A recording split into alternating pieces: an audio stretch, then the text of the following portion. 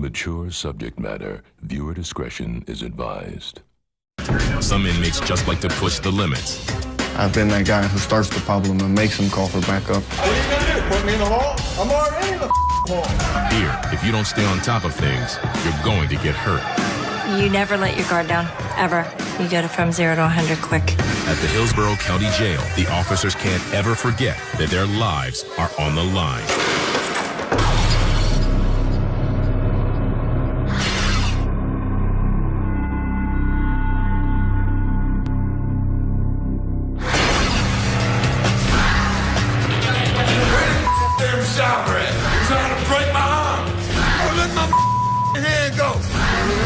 Stop pulling away from me. Over 1,300 inmates are brought into Hillsborough County Jail every week. Place your hands on the counter, back your feet, and spread your feet apart. Central booking. The first point of contact in the often violent face-off between deputies and inmates. Homicidal? Many are angry and out of control, drunk or high, and ready to fight. There were over 24 attacks on officers at Hillsborough last year.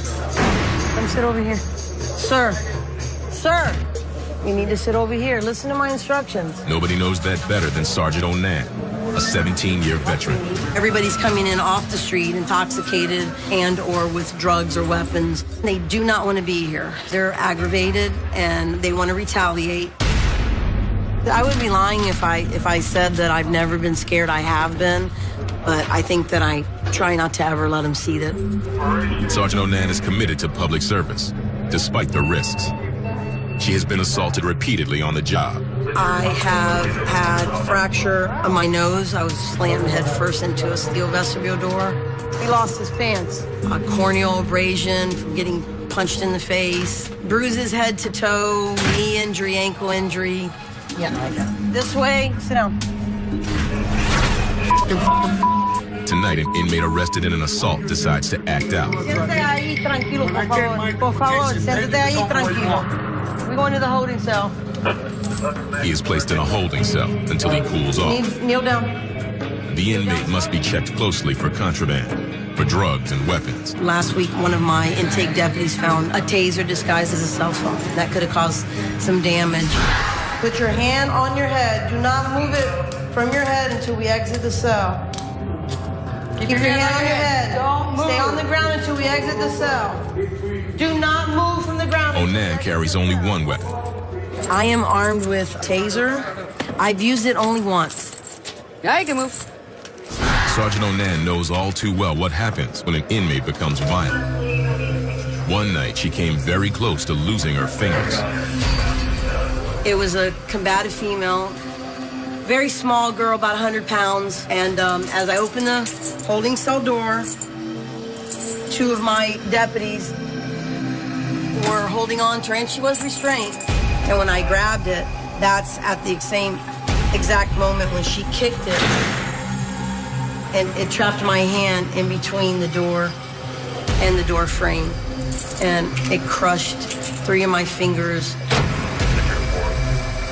I was wearing Kevlar gloves, so when I keyed the door, I had my gloves on, so my fingers were saved, but I've had several surgeries on my hand. So she got a 5-year sentence in prison for that. You know, I still don't have full range of movement, and every morning when I wake up, I remember Melissa.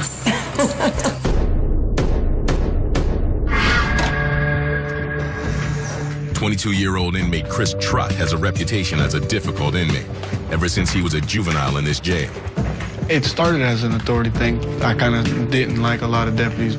I used to be that person who didn't care. It was just like, I'm going to do whatever I want, and they're not going to do anything to me.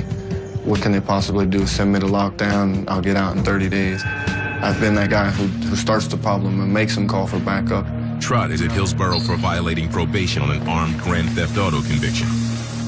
He faces anywhere from several years to life behind bars, depending on the judge.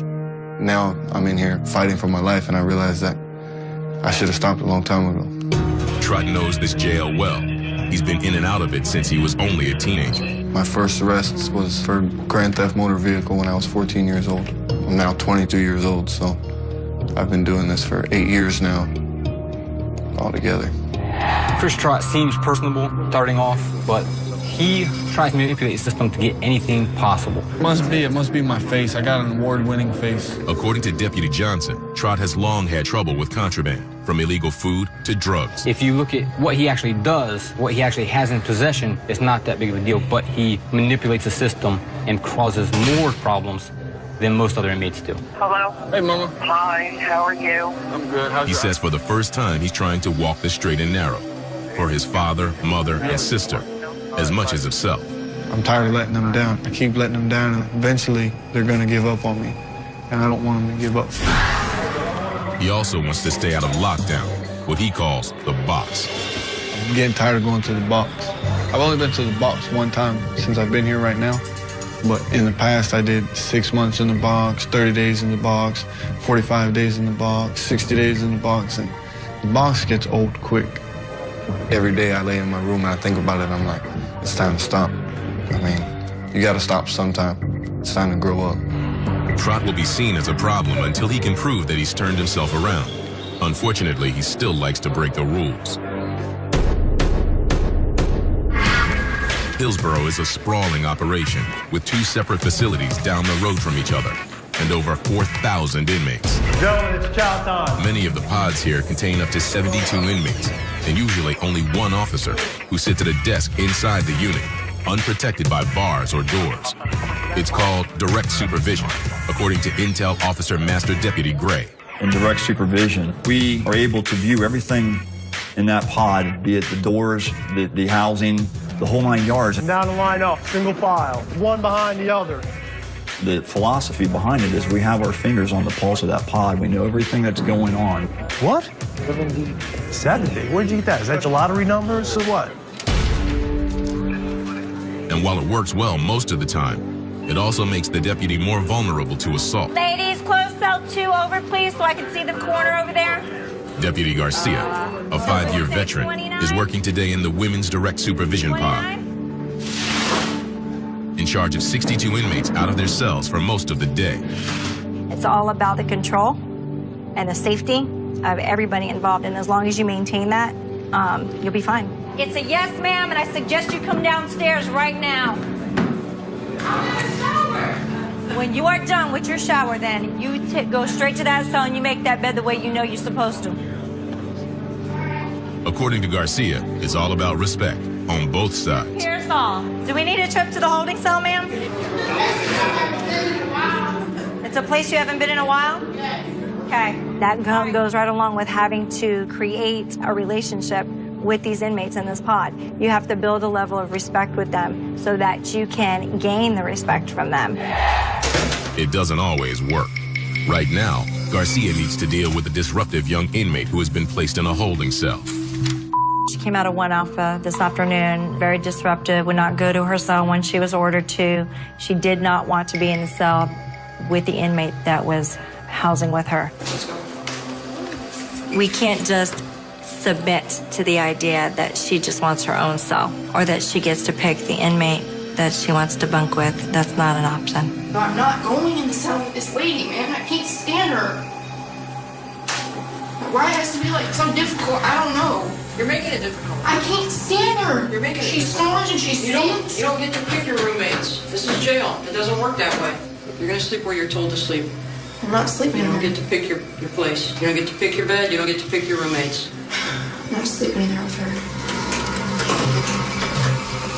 So we go through the measures that we have to take to see if she at this point will listen to what the deputy's orders are. Don't be foolish now. I'm not going in there. Get up. Get up. Get up. Get up. Get up. Get you up. Now we take them back. Three cups again. Got just a moment.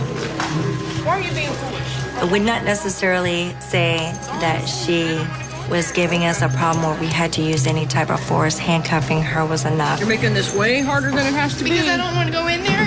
Is it that serious? It is that serious when there's nowhere else to put you, so you want to continue to make this complicated. That's all it is, but I don't want to be in there with her. You don't get to decide that. You don't get to pick. The inmate will now be put in the hole, solitary confinement, and lose her privileges. everything would be taken from her. No phone calls, only outside rec for an hour a day, no canteen. At least for 2 weeks, will give her a really good idea of that maybe not doing what the deputy says isn't the way to go. Deputies even faced the threat of lethal violence from outside. Just a few weeks earlier, Deputy Garcia was in charge of a male lockdown pod, which contained an accused double cop killer named Dante Morris. We're currently housing Dante Morris, a very high-profile inmate. Dante Morris is charged with gunning down 2 police officers who stopped him for a routine traffic violation. A few weeks after Morris's arrest, Garcia received an outside call at the jail from what appeared to be an insurance company. It wasn't. About 12:50 Thursday afternoon, I received a threatening phone call that came through the jail. They stated that it was a business call. I repeatedly asked who I was speaking with. The caller said he was a friend of Dante Morris. He stated I would know exactly who he was when he killed me. The jail went on high alert, and Garcia was carefully monitored by undercover officers outside. We at that time determined that round-the-clock surveillance and security of my home, me and my family, was necessary. There have been no additional incidents so far. If you thought about it for too long, it could probably get to you. It doesn't, for me. I get more angry at the threat than I do fearful. I feel like I have a lot of support working for the sheriff's office. Garcia refuses to let the threat stop her, but threats can quickly turn to violence.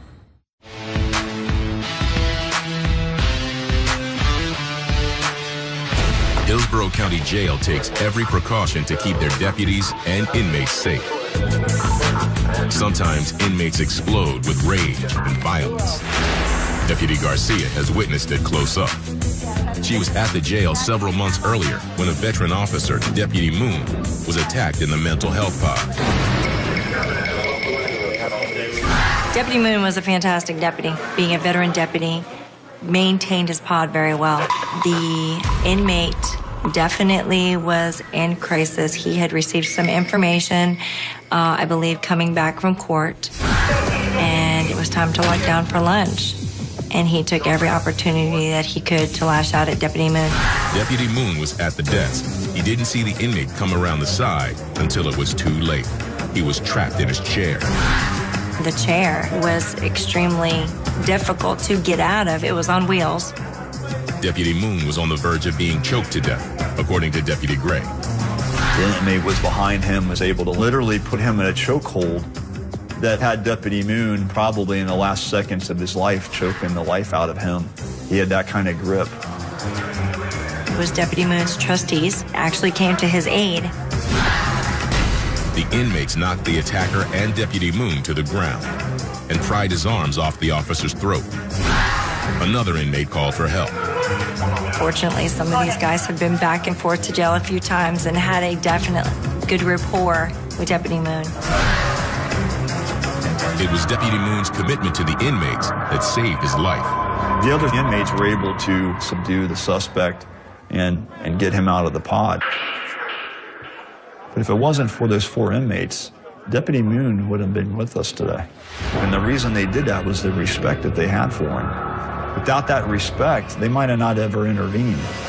Deputy Moon survived the attack with minor injuries, though he retired not long after.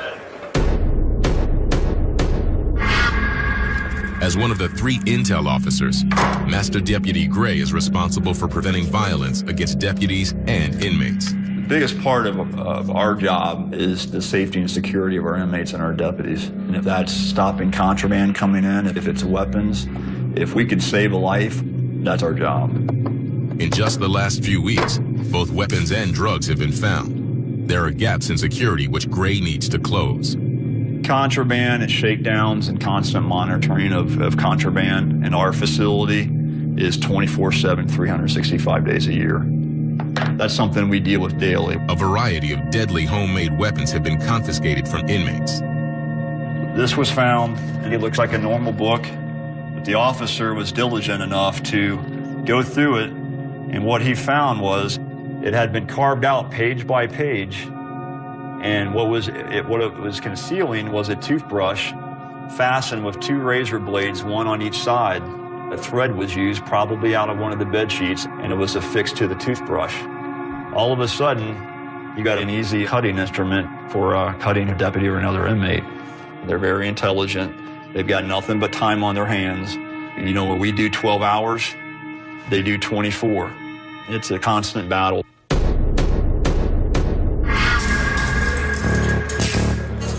One inmate just came from state prison, where he's doing hard time for murder. 25-year-old Chadwick Thomas spent 4 years at Hillsborough Jail awaiting trial on the murder charge.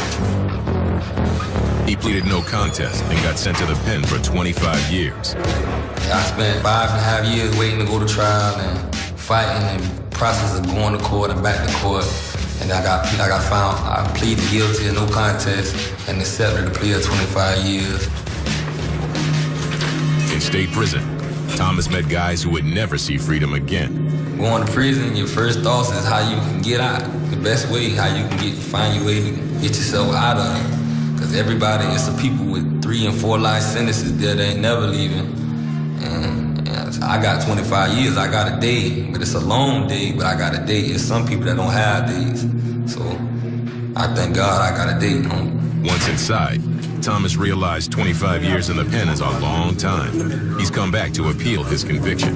This ain't what it is. I'm too young for to be locked up all my life. Thomas is glad to be away from state prison for a few weeks. You know, you at a place where it's people who really did their crime or really killed somebody, so you're not always comfortable. You're comfortable at a certain extent. All right, I'm all right, but I know that I'm in a place where it's like what they say, vultures. You know what I'm saying? You're surrounded by vultures, scavenging.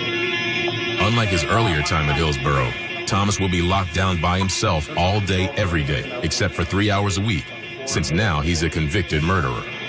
Chad was in isolation. He's here for first-degree murder. Obviously, if we're not careful with him and he doesn't think things are going to go well in court for him and he sees the opportunity to escape, then he can do that. But he won't do it on our watch. It's not what Thomas expected. For her own safety and theirs, Deputy Garcia tries to stay attuned to the shifting moods of the prisoners. One of her inmates, Amber Tackett, has gotten some bad news. Tackett, a drug user convicted of trafficking, has done 8 months at Hillsborough. She just completed a mandatory 3-month drug program. Because the charges were drug-related, they ordered me to take a substance abuse program, which is a 3-month program here. It's very effective.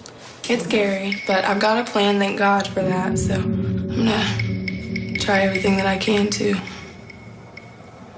stay out of here. That was the last thing I expected to hear. She's ready to go home and turn her life around. But there's a problem. She's wanted in Tennessee for violation of probation.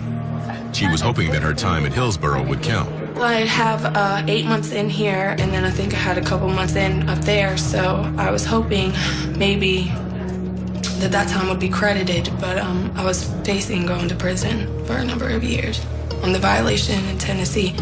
So I didn't know what was going on. I was just hoping for the best. Now, Tackett may be looking at years in state prison. We found out that there was a hold for Tennessee. So her class graduated, her class got to go home, they got to be released, and she stayed. It sucks getting to watch everybody else walk out the door and knowing. And then today I was just like wondering, I didn't know how long I was gonna have to sit here, how long I would be waiting for them to come and get me. Tackett has turned to Deputy Garcia to help her find out what's going on. She asked me the day if I would call inmate records and see how things were going. She was just supposed to call me and review the information in the file so that I could pass on the information to the inmate. Some information as to how long extradition takes and if they had heard from Tennessee. Yes. Thank you. Very soon, Tackett will know if she's going to prison in Tennessee and for how long. At Hillsborough, central booking is the front line in the fight against disruptive and violent inmates. Intake is the main source for drugs and weapons that later surface in the jail. Sergeant Onan and her team carefully search every inmate, then book them whether they like it or not. Where you going? Where you going? Listen to me. You walk straight ahead to where those chairs are at. Stop the attitude here and now. You just have to be open to experiencing something new every night. It's never the same thing. Just keep on your toes and be vigilant, and always expect something to go bad so that you're prepared. You're gonna hurt yourself. Don't keep doing that. You're gonna hurt yourself.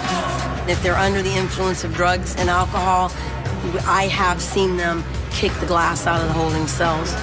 Is that open? Yes. Tonight, police bring in a seriously angry inmate who's been busted on an assault charge. She is out of control from the start. Onan and her officers move her into a holding cell and take her to the floor. Sergeant Onan removes her jewelry and any other potentially harmful items. You know what? Stop, sir. Do not pull away from me. Do not pull away from me. I said, ask me to stop. Come on back. Keep your hand there until you get out of the cell. I just want to get all keep your hand there. Onan quietly points her taser, just in case. Do not move from there. Get into the cell. Its red dot is visible on the inmate's shirt. The inmate will be processed once she sobers up. Another happy customer. Sergeant Onan is just glad a violent confrontation was avoided. One inmate at Hillsborough is so unhappy that he's turned the violence against himself. Inmate Chadwick Thomas is at Hillsborough to appeal a 25-year sentence for murder. But he didn't expect to be locked down in an isolation the whole time. In fact, Thomas hates to be in solitary confinement. In confinement, you see I'm locked up 23 hours a day in prison. It's open. I can be going to and from the backyard to the canteen. It's better than being locked up in a room all day. It got so bad that Thomas tried to hang himself the night before. I told him I wanted to kill myself because I didn't like it. I didn't get a shower, no rest, anything, so I stood in the room like 3 days. I've been asking for toothbrush, toothpaste, so I couldn't get none of that. I couldn't take it no more. I couldn't do my time like that. I got a sheet that hung it from the sprinkler in the room. And stood on the sink and waited till the deputy came. Thomas was put on a 24-hour suicide watch in a separate unit. Just a deputy sits in front of your door every day, all day, until you get off of it. And just in your room with somebody watching you all day. I can just believe they're not there. Still locked down, Thomas hopes he'll get better treatment in this unit. But deputies will keep watch, just in case he tries to hurt himself again. Inmate Chris Trott insists he wants to play by the rules, but he seems unable to stop himself from collecting contraband. This is like my bed, all right? Most people have a black wool blanket, but I kind of got this cotton blanket because I've been here so long. It's usually prescribed by medical, but again, I beat the system and got one from somebody that was leaving. He has a history of harboring more serious contraband, like cigarettes and marijuana. For Trott, the trick is hiding it. Your pillow's always a good hiding spot because they don't really check your pillow. Inside of your mat, see, I got all these extra sheets too. That's a lot of contraband. You can cut your mat open somehow and stuff inside of your mat. And just, I mean, this is a brand new mat, so I don't really want to cut it because then I'll lose all the air out of it. Inside seams of books, you can hide stuff in. Stick your cigarettes in there, or your weed, whatever you got, you can hide in there. In your clothes, you pull this thread out right here, and this whole section opens up. See? And now I can stick, let's say if I had a lighter, I can hide it right there. If I had a little cigarette or a little bag of weed or pills or anything, I can stick it right there. And then a deputy, most deputies don't grab that spot right there because, you know, that's where genitals are at, so they leave you alone. But that's one of the best places to hide everything, is right there. Trott says he stopped smoking cigarettes and pot. He doesn't want to compromise his case. He could be put away for life if the judge doesn't like what he sees. I'm facing all this time. If the judge wanted to give me a chance and he looked at my screen and seen that I got caught smoking pot in here, he'd probably be kind of upset about that or weary to give me another chance. So that's kind of why I'm trying to stay on my best behavior now, and I haven't been smoking pot anymore or cigarettes or anything for that matter. I'm just trying to lay low. But Trott can't bring himself to give up contraband altogether. For Deputy Gray, contraband is a matter of life and death. It represents a constant threat to the deputies, so Gray and the jail are stepping up their shakedowns. The array of contraband that can be used for weapons is only limited to your imagination, or the inmate's imagination. You just don't take a day off of looking for contraband.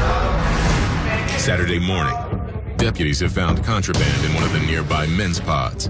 It's only tobacco, but if tobacco can get in, so can marijuana, pills, and weapons. Now they're going to go back in force and turn it upside down, Garcia among them. We're doing a shakedown in 1 Delta. We brought in a canine dog. It's a good show of force. Everybody out, let's go. You're on your phone, you can't get up. Get your phone. There's definitely something going on in the pod.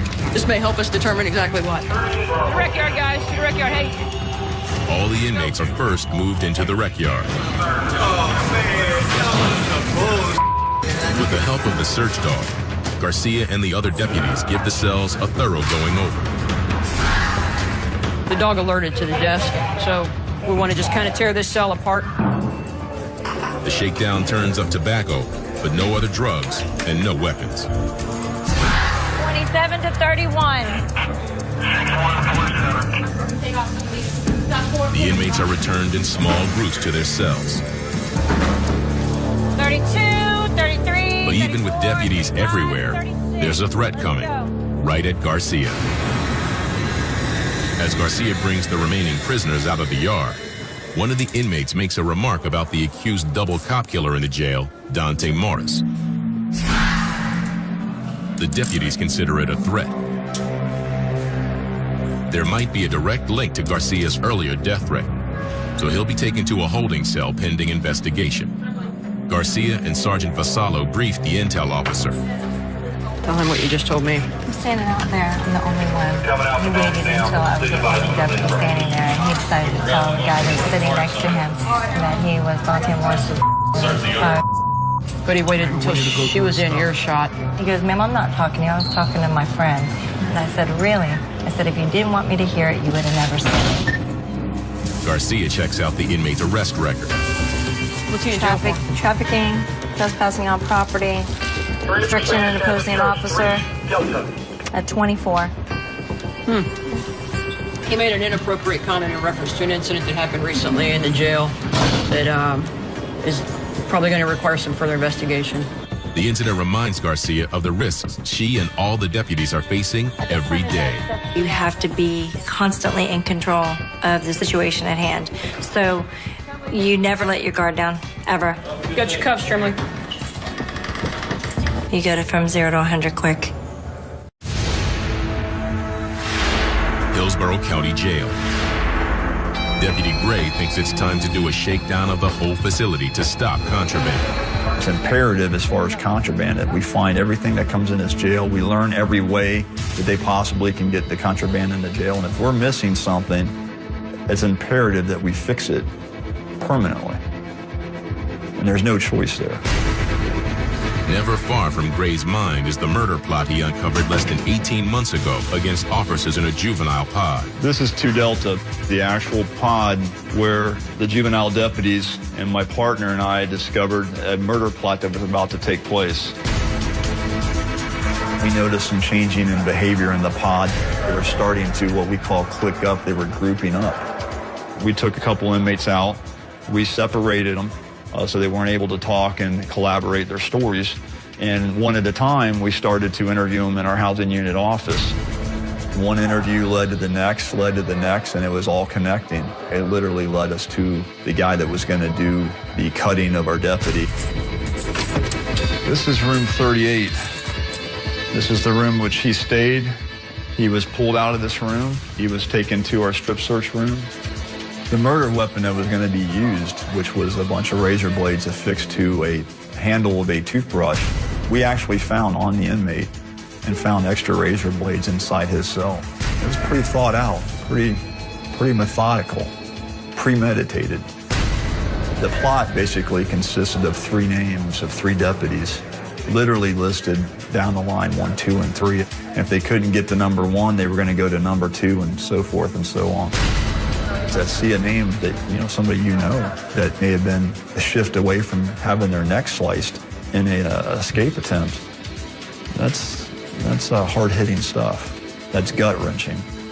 Once the deputy was killed, the juveniles were going to make their escape. When I went home that night, I know we had done our job. We saved a life. If Gray doesn't stay on top of the weapons and the inmates, somebody may die.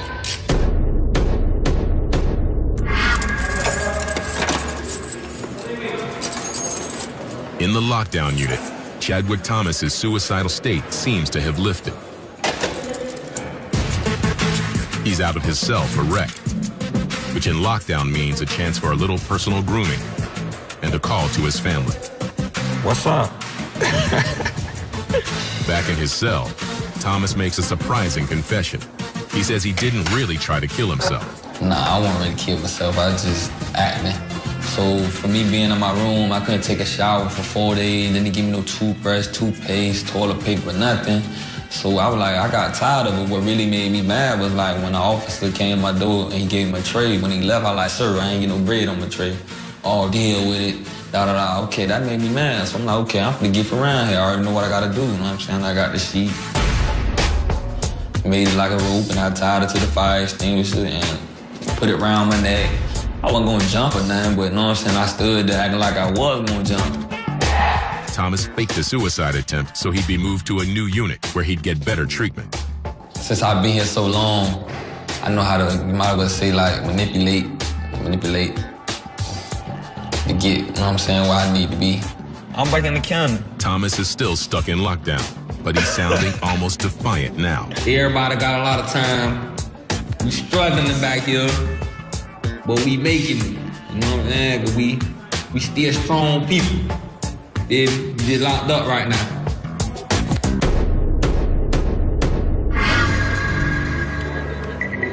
In the women's pod, Amber Tackett is about to get some startling information about her extradition to a Tennessee prison. Hey, it's Deputy Garcia. Did I talk to you earlier about inmate Tackett, Amber Tackett? You guys had pulled a file for me in regards to some information out of her file. Okay, well, would you like to stay on the phone when I tell her this? Because this doesn't happen very often. Ms. Tackett, Tennessee refuses to come get you. You are going to be released today. Much to everyone's surprise, inmate Tackett is going home to her family. If I could hug you, I would. No hugging. She's crying, so you just gave her an early Christmas present, ma'am, okay? You guys can talk to her at mealtime, okay? At mealtime. Garcia may have spared inmate Tackett weeks of uncertainty. Yeah, Mom. Mom. You can come and get me. I don't know what time I'm gonna get out, but I get to come home. Yeah. By Hillsborough County standards, she completed her program and she is now being released. And we would not have known that if we didn't call records today. Feels good? Yeah. That is what we call following through. That's what I hope that I hold a rapport with these females or any other inmate in this jail. That when we say we're going to do something, we finish it and complete it, and it usually turns out good. For other inmates, their stay at Hillsborough may not end so well. Hillsborough County Jail. Inmate Chris Trott says he's found a new way to beat the system with some highly unusual contraband. I'm gonna show you the best piece of contraband in the whole jail right now, all right? This is the greatest contraband ever. Nobody's got contraband like this. I'm standalone contraband on this one right here. Check this guy out. This is my buddy, and he just hangs out with me. I'm standalone on this. Everyone thinks I'm crazy for having it. They're like, man, you're gonna get in trouble. Kind of reminds me like a dinosaur. I like him. He's just hanging out. Later, Trott even sneaks his lizard out to the rec area for some exercise. I hope I don't get a new charge like animal cruelty or something. That'd be my luck. What his name? Rasta. Rasta. You see any big ants anywhere, man? A pet lizard may be harmless, but Trott's flagrant rule breaking may be his ticket right into solitary confinement and an even longer prison sentence.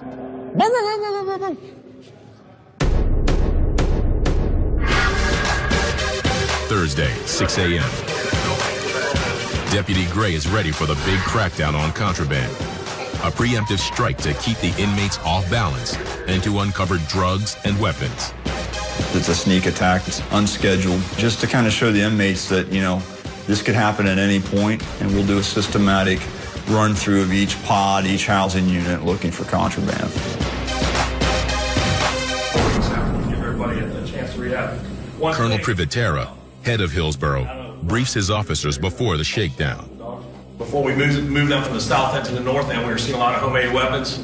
So if you find any contraband, the detention security guys will be here, Gray will be here. If you find something, they'll come and get it. Let's try to handle it as little as possible. We're getting ready to do a mass shakedown. 10, 12 canines we're going to use today, along with probably 60, 70 personnel. Surprise is the key, and an overwhelming show of force.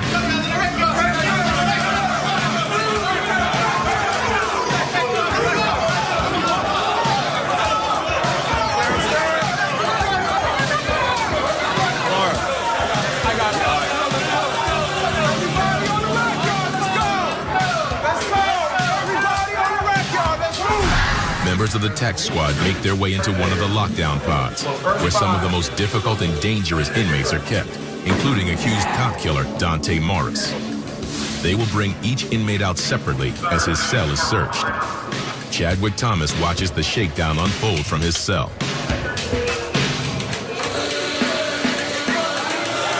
Across the way, one inmate uses the shakedown to vent his anger. This is bullshit, okay? I didn't ask to be over here. I don't want to be in protective custody. Hey, lower your voice, man. I don't what? What are you going to do? Put me in the hall? I'm already in the hall. Now it's Thomas's turn.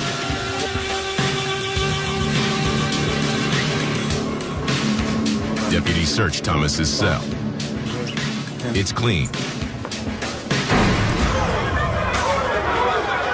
The officers burst into one of the direct supervision men's pods. The inmates are moved into the rec yard. Among them, Chris Trott.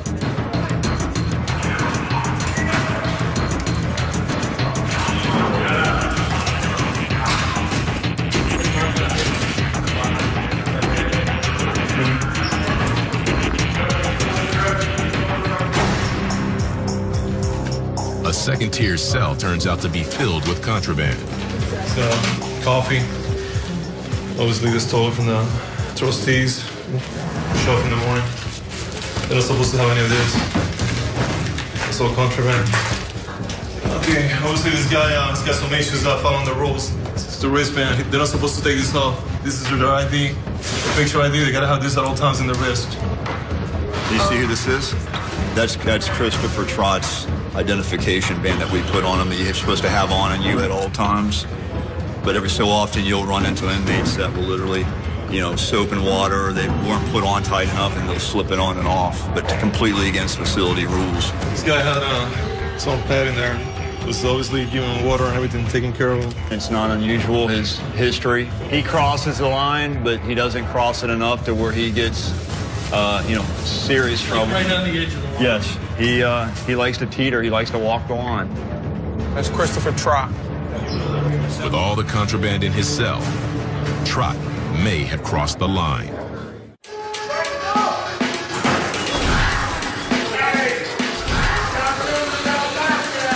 Thursday afternoon. Pay attention to the pipe chases and if you're searching cells underneath the sinks. Officers have completed searching several units in the jail. When Gray's partner, Deputy Camara, discovers one small yet potentially lethal item. A razor blade. Just found in cell 3, glued under the desk with toothpaste, which is a common hiding method if you don't move the desk or look under the desk. This can be affixed to the handle of a toothbrush and used as a slashing weapon. They're very easy to conceal, and it only takes a little razor to cut somebody's throat or something. So they can be very dangerous. So as you can see today, we've only found one. And out of, 5 or 6 pods that we look through, that's a success. The entire shakedown yields only the razor blade, a few pills, some homemade alcohol, and some marijuana. But that's a good thing. It tells Deputy Gray that they may be winning the fight against weapons and drugs. Not a lot of it was found and not a lot in one place, which tells me that the deputies that are working those pods are doing an excellent job in controlling the pod. Come down and line up, single file. Inmate Trott didn't have any weapons or drugs, but his cell was crammed with nuisance contraband. Due to his background and his history, he could face up to probably 15 days, 30 days in lockdown, depending on what they want to do with him. He's had a couple incidences here in the last couple months, all the way up to marijuana, and it might be one of those things where they see fit that he spends a little time in lockdown. Jail is about rules, and Trott seems incapable of following them. I lost my upstairs room, my good mattress, my good pillow. Now I got a crappy mattress, crappy pillow, crappy roommate. Life sucks. Trott will find out soon enough if his habitual rule breaking will mean a tougher prison sentence. Despite his efforts to work the system, Chadwick Thomas is still struggling with solitary confinement, so much so that he yearns for prison. I'm really ready to go back because I don't want to sit in confinement in the box all day. You only get to come out 3 times a week. So it's only like 3 times you get to use the phone out the week, you know what I'm saying? When you're in prison, there's a lot of other stuff you can do. I can walk around, go to the rec yard, play basketball. Thomas wants to have his appeal hearing and head straight back to the pen.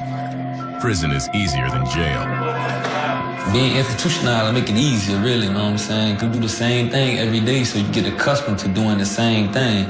So when somebody breaks the cycle, it's like, it off balance you feel me? Because this is not my regular cycle right here, being in the room, locked up all day, not be able to like move how I want to move, you know what I'm saying? He's breaking my cycle. Bye.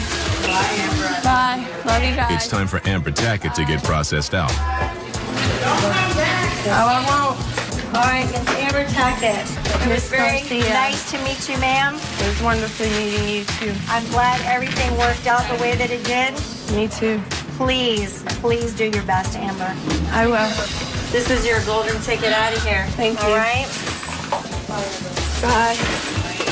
1 Bravo to an available escort. We have a release in the vestibule. 1 Bravo. I haven't left jail in the whole 8 months other than riding in the van to go to court. It feels good. I feel really good. Can't wait to get home and hug everybody and sit down and eat a real meal. Sometimes it works out for the best. And it did today. It doesn't always turn out that way. For Deputy Garcia, it's been a good day. An inmate helped, and no threats. But as the deputies at Hillsborough County Jail know, their lives are always on the line. Our eyes can't be everywhere, and we can't be everywhere. You can have a bad day. A good day can turn into a bad day really fast.